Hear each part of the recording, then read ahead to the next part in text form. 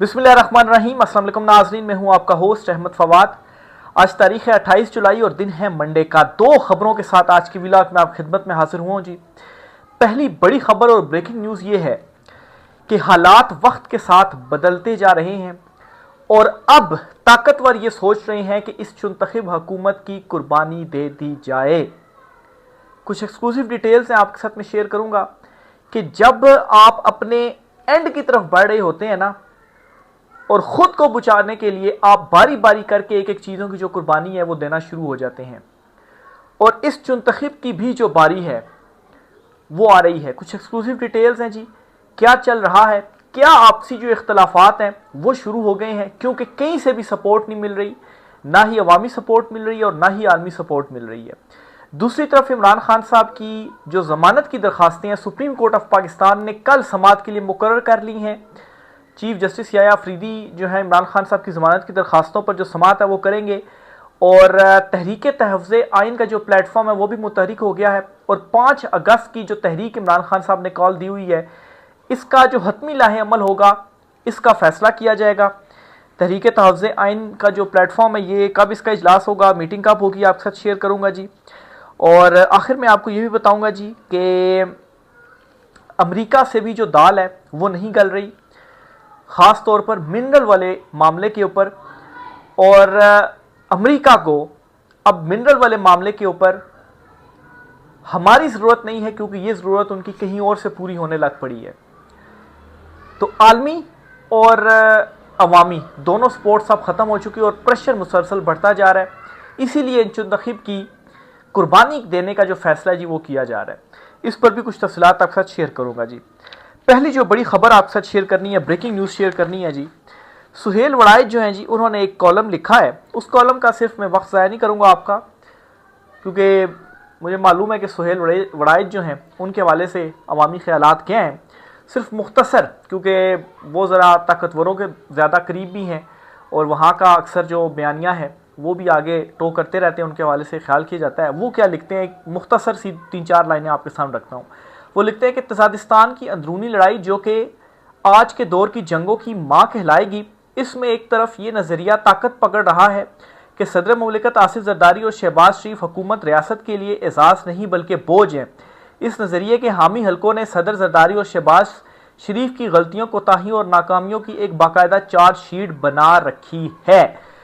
क्या कह दिया गया जी कि रियासत जो है वो सदर मुमलिकत आसिफ जरदारी और शहबाज शरीफ जो हैं जी, ये उनके लिए अब बोझ बन गए हैं। एक एग्जांपल के साथ आपको समझाने की कोशिश करता हूँ जी कि जब आप कहीं पर चोरी या डाका मारते हैं, बहुत सारा माल आप साथ लेकर जाते हैं और आपके पीछे पीछे जो है वो पुलिस भी भाग रही होती है आपको पकड़ने के लिए।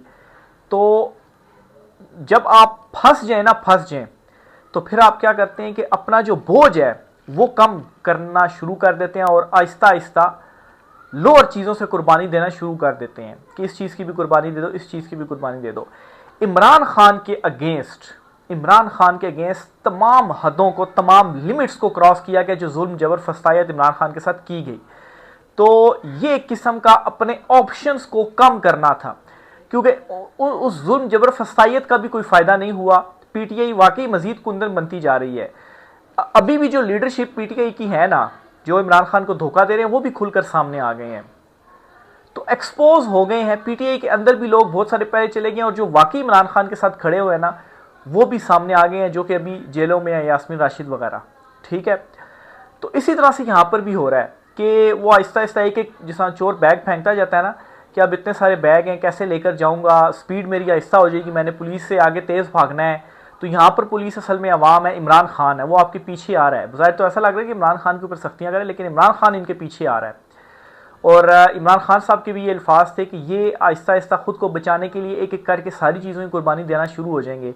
और अब वक्त है जी इस चुनतखब हुकूमत की कुर्बानी का, और इस हवाले से चीज़ें जो है वो चल रही हैं और दोनों तरफ से खींचातानी भी शुरू हो चुकी है। नून लीग और पीपल्स पार्टी की तरफ से भी कुछ चीज़ें सामने आई हैं, वो भी आपके साथ मैं शेयर करता हूँ। पहले जो ताकतवर हल्के हैं जी, ये क्या कर रहे हैं ये भी आपको मैं बताता चलूँ जी। अच्छा, इस पर एक तो ऐसा क्यों किया जाएगा इसकी रीज़न भी सुन लें। ज़ाहिर सी बात है, जब आप अपनी कदर अवाम में खो बैठते हैं तो किसी ना किसी के ऊपर जो मलबा है वो आपने डालना है, तो मलबा अब इधर डाल दिया जाएगा हो सकता है कि गिरफ्तारियां भी कर ली जाएं, लेकिन इस सूरत में इमरान खान साहब को रिहा नहीं किया जाएगा, क्योंकि इमरान खान साहब की रिहाई का मतलब ये है कि सारे अंदर हैं। इमरान खान साहब को अब शायद शिफ्ट भी जो है वो कर दिया जाए। मुनीब फारूक जो हैं उनको भी सब जानते हैं, वो कहते हैं कि इमरान खान साहब को शिफ्ट कर दिया जाएगा, शायद उनको सख्तियां कम करके सहूलतें वगैरह कुछ दे दी जाएंगी, लेकिन उनको बाहर नहीं निकाला जाएगा। अगर बाहर निकाला गया तो फिर तो ये सारे जो है वो अंदर होंगे, और ये अब ये समझने लग पड़े कि जब तक हम इक़्तिदार में हैं तब तक हम हैं, जैसा इक़्तिदार गया, इमरान खान आया तो हम सब तो गए, इसलिए इमरान खान को अंदर ही रखना है। तो इस तरह से कोई मुझे ऐसा मंजरनामा लग रहा है कि इस तरह का जो है वो कुछ होगा। बहरहाल जी, एक तो ये सुहेल वड़ाइच की जानिब से ये कॉलम लिखा गया, और ये वही सुहेल वड़ाइच जिन्होंने इमरान खान साहब के टाइम पर जब उनकी हुकूमत थी तो कहा था जी कि हाथियों के ग्रोहों में तब्दीली हो रही है। फिर बाद में हमने देखा ग्रोहों में तब्दीली हुई, और फिर उसके बाद इमरान खान के अगेंस्ट अदम एतमाद आई, और इमरान खान साहब को किस तरह से जो है वो हटाया गया। वो साइफर की कहानी और वो सारी चीज़ें जो है वो सारी हिस्ट्री पर मौजूद है, उनको रिपीट करने की जो है वो ज़रूरत नहीं है। दूसरी तरफ जी, ये ख्वाजा साद रफ़ीक हैं, इनका ज़रा बयान सुनिए। कहते हैं जी, ट्वीट इन्होंने किया है, सियासी कायदीन, आला अस्करी व अदालती शख्सियात और सहाफ़ती सरखेलों के नाम तू इधर उधर की बात ना कर, ये बता के काफिला क्यों लुटा, मुझे रहसानों से गिला नहीं, तेरी रहबरी का सवाल है। तो ये अपने रहबरों के ऊपर गिला कर रहे हैं कि ये आपने हमें कहाँ पर फंसा दिया। नून लीग के अंदर ही इनकी ट्वीट का ये मतलब निकल रहा है। और ये कहा जा रहा है जी कि ताकतवर जो है उनका ये रिकॉर्ड रहा है, हिस्ट्री रही है। नवाज शरीफ को भी 2 मरतबा निकाला गया, कोई भी माइनस नहीं होता, और ये किसी टाइम भी पलट जाते हैं। और फिर जब ये एकदम पलटते हैं ना, तो जिनको आप कहते हैं ना कि माइनस हो गया, वो अचानक से प्लस भी हो जाता है। ये एक तरह से साद रफ़ीक जो पोर्ट्रे करने की कोशिश कर रहे हैं। जावेद लतीफ़ की भी एक जो स्टेटमेंट थी वो सामने आई थी, जिस पर उन्होंने कहा था कि जब आर्मी चीफ बनाने का टाइम आया तो उस वक्त अपोजिशन और हुकूमत दोनों ये नहीं चाहते थे कि आसिम मुनीर साहब जो उनको आर्मी चीफ बनाया जाए। ये बात अभी क्यों बताई जा रही है? और फिर इसमें एक एलिमेंट आपने याद रखना है कि अक्टूबर के नवंबर में ग़ालिबन एक्सटेंशन का मामला भी ओपन होना है, तो उसके करीब करीब ये जो सारे मामलात हैं जी वो हो रहे हैं। और इवन के इनकी मीटिंग्स के अंदर ये कहा जा रहा है जी, इनके अंदर जो इनके पीपल्स पार्टी और नून लीग के रहनुमा है वो ये कह रहे हैं कि हम सियासी तौर पर दफन हो चुके हैं, और जितना हम डिले करेंगे ना, जितना हम ये इक़्तिदार से चिमटे रहेंगे, मुस्तकबिल की जो सियासत है वो भी दफन होती जा रही है। यानी कि मुस्तकबिल के नून लीग और पीपल्स पार्टी के जो ये उन्होंने लीडर बनाए हुए हैं, एक मरियम नवाज़ और एक बिलावल जरदारी, ये दोनों भी दफन हो चुके हुए हैं, इनकी जो सियासत है वो भी। तो एक तो ये चीज़ हो गई जी। दूसरी जो खबर आपके साथ शेयर करनी है वो है जी, इमरान खान साहब की जो ज़मानत की दरख्वास्तें हैं, 8 दरख्वास्तें थी जी। ये हाई कोर्ट से मुस्तरद हुई थी, और फिर इमरान खान साहब ने सुप्रीम कोर्ट ऑफ पाकिस्तान में इनको चैलेंज किया है। ये लास्ट वीक में दरख्वास्तें दायर हुई हैं, और आज मंडे वाले दिन काज लिस्ट सामने आती है, और ये ख़बर है जी कि ये ज़मानतें समात के लिए मुकर्रर कर ली गई हैं, और कल इनके ऊपर समात होने जा रही है। कल यानी कि मंगल वाले दिन, और कल तारीख बनती है 29 जुलाई। तो इमरान खान साहब की ये ज़मानत की दरख्वास्तें भी समात के लिए मुकर्रर हो चुकी हैं। चीफ जस्टिस याह्या अफरीदी और एक और जज साहब हैं जो नए तैनात किए गए हैं 26वीं तरमीम के बाद, वो इन ज़मानत की दरख्वास्तों के ऊपर जो समात है वो करेंगे। तो देखें कि इस केस का फ़ैसला क्या आता है, क्योंकि ये बहुत कुछ वाज़े कर देंगी कि आगे जो हालात है वो क्या रुख इख्तियार करने जा रहे हैं। खैर, इनमें अगर इमरान खान साहब की ज़मानतें एक्सेप्ट हो भी जाती है तो इमरान खान साहब स्टिल जेल में ही रहेंगे, क्योंकि इमरान खान साहब के ऊपर तो इतने सारे केसेज हैं। तोशा खाना में तो अभी सज़ाई मुअत्तल नहीं हुई, वो तो मामला ही हाई कोर्ट में लटका हुआ है, 6-7 महीने से ही लटका हुआ है। फिर दूसरा, ये तहरीक तहफ़्ज़ुज़ आइन का प्लेटफॉर्म मुतहरिक हो चुका है जी। एक 31 जुलाई को और 1 अगस्त को लगातार 2 दिन इनकी मीटिंग्स हैं, कॉन्फ्रेंस है। इस कॉन्फ्रेंस में 5 अगस्त की तहरीक का फ़ाइनल जो फ़ैसला है और जो लाहे अमल है इस हवाले से तय किया जाएगा। फ़ैसला तो इमरान खान साहब कह चुके हैं 5 अगस्त का, लेकिन लाहे अमल दिया जाएगा कि जो तहरीक है कैसे आगे जो है वो चलानी है। तो ये प्लेटफॉर्म भी मुतहरिक हो चुका है। तो हर तरफ से जो प्रेशर है जी वो बनता जा रहा है। ऊपर से अमेरिका से जो एक उम्मीद थी, एक कॉन्स्पिरेसी थ्योरी सामने आई थी जी के मिनरल्स जो हमारे पास हैं, रेयर अर्थ मिनरल्स, वो अमेरिका को दी जाएंगी, और उसके बदले में क्या होगा जी कि वो हमारी मुंतखब रजीम के ऊपर हाथ रख देगा। हमें अवामी दबाव तो है ही है, लेकिन जब इंटरनेशनली हमारे ऊपर कोई दबाव नहीं आएगा तो फिर हम हमें सपोर्ट मिलेगी तो फिर हम यहाँ पर भी मामला दबा लेंगे। लेकिन अब बैड लक इसको कहें या इमरान खान साहब जो है वो उनको ये एक मदद एक इस तरह से है जी कि पहले अमेरिका जो अपनी ये मिनरल्स की एक वो ज़रूरत पूरी कर रहा था, वो चीन से इस तरह से कर रहा था कि चीन जो है वो 70% ये इंपोर्ट करता है, मतलब इंपोर्ट एक्सपोर्ट जो भी। तो चीन ने जब सदर ट्रंप आए और फिर उसके बाद जो पाबंदियां चीन के ऊपर टैरिफ और ये सारे मामला चले, तो चीन ने भी ये जो मिनरल्स थे जी ये देना बंद कर दिए थे, अमेरिका को सेल करना उसने बंद कर दिए थे। तो अब ये है जी कि ये जो पाबंदी है ये हटने जा रही है, क्योंकि एक तजारती जो मुआहदा है वो ऑलमोस्ट तय हो चुका है, और वो होने के बाद ये जो है इस चीज़ की भी जो तजारत है और जो अमेरिका की ज़रूरत है वो यहाँ से पूरी होने लग पड़ेगी। तो अमेरिका की ज़रूरत जब यहाँ से पूरी होने लग पड़ेगी तो वो आया क्यों यहाँ की मिनरल्स में इस तरह से इंटरेस्टेड होगा जी कि यहाँ पर पहले आकर उन्होंने टीम्स आनी है, उन्होंने अंदाज़े लगाने हैं। वैसे तो अंदाज़े लगाए गए हैं जी कि वाकई मिनरल्स हैं, लेकिन मज़ीद इसके ऊपर रिसर्च और नताइज लेने हैं, फिर उसके बाद यहाँ पर निकालने का सिलसिला शुरू होगा, तो उसमें तो 5-10 साल लग जाएंगे, वो तो बड़ा लंबा अमल है। तो चीन से मिल रही है तो वहाँ से पहले भी ले रहा था, अब भी लेना शुरू कर देगा। तो ये जो प्लान है जी, जो ये कॉन्स्पिरेसी थ्योरी है, ये तो बज़ाहिर फ्लॉप हो चुकी है। और मतलब है कि यहाँ से भी जो एक मतलब जो हिमायत थी ना, ज़ाहिर सी बात है फिर हिमायत किस चीज़ के बदले आप लें। ऊपर से अमेरिका में इमरान खान साहब के जो दोनों साहबजादे हैं सलमान और कासिम, वो भी वहाँ पर गए, उन्होंने भी कुछ मुलाकातें की हैं। उनकी कुछ मुलाकातें ऐसी हैं जो अभी तक मीडिया से या पब्लिक से छुपाई गई हैं, और वो मुलाकातें ट्रंप के बड़े करीबी साथियों से उनकी जानिब से की गई हैं।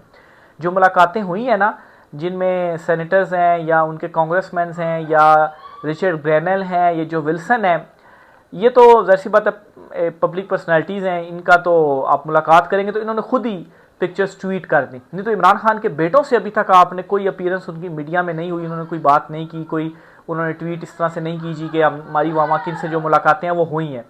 बहरहाल जी, अब ये खबर सामने आई कि उनकी वहाँ पर ट्रंप के बहुत करीबी लोगों से भी जो मुलाकातें हैं वो हुई हैं, और ये मुलाकातें अभी खुद जाहिर नहीं की जा रही। दोनों बेटे इमरान खान साहब के वापस गए हैं लंदन, वहाँ पर मज़ीद जो है वो मशवरा वगैरह चीज़ें वगैरह डिसाइड की जाएंगी, और फिर उसके बाद उन्होंने पाकिस्तान आना है। ये जो इमरान खान साहब की मुंतकली का मामला है शायद, या ये जो अब खबरें आ रही हैं ना मुनीब फ़ारूक के थ्रू के इमरान खान साहब को कुछ सहूलियात जो हैं वो दे दी जाएंगी, या आप यूँ कहेंगे जो सख्तियाँ हैं, जो बुनियादी सहूलियात उनकी थी उनको नहीं दी जा रही, तो वो दे दी जाएंगी। तो वो भी शायद इस वजह से दे दी जाएंगी कि इमरान खान साहब को एक इस्लामाबाद में जो जेल बन रही है यहाँ पर शिफ्ट कर दिया जाए, और फिर उसके बाद वो चीज़ें वो सहूलियात भी उनको दे दी जाएँ, ताकि कोई विजिट करे तो वो आकर देखें नहीं जी इमरान खान के पास तो ये तमाम जो सहूलियात हैं वो दी जा रही हैं। तो बहरहाल ये भी हो सकता है, लेकिन खैर ये अब इस वक्त जो है, क्योंकि इमरान खान साहब को तो छोड़ना, इमरान खान साहब को जेल से निकालना, ये तो मकसद भूल जाए ना कि जो ताकतवर हैं कि वो ऐसा कभी भी चाहेंगे, क्योंकि उनका जो इक़्तिदार है वो अब इसी चीज़ से जुड़ा हुआ है कि जब तक इक़्तिदार में है तब तक बचे हुए हैं, इक़्तिदार से हम गए, इमरान खान आ गया तो सारे हम अंदर हैं। तो इसलिए जी आहिस्ता आहिस्ता करके कुर्बानी देने का भी सिलसिला शुरू हो चुका हुआ है। अच्छा, अगली खबर जो आपके साथ शेयर करनी है जी, मैं देख लूँ। एक ट्वीट जो है वो किया गया है मलिहा लोधी साहिबा की जानिब से। ये बेसिकली पाकिस्तान ने जी निशाने इम्तियाज़ जो है वो दिया है जी। ये अमरीकी जनरल है माइकल ई कुरीला।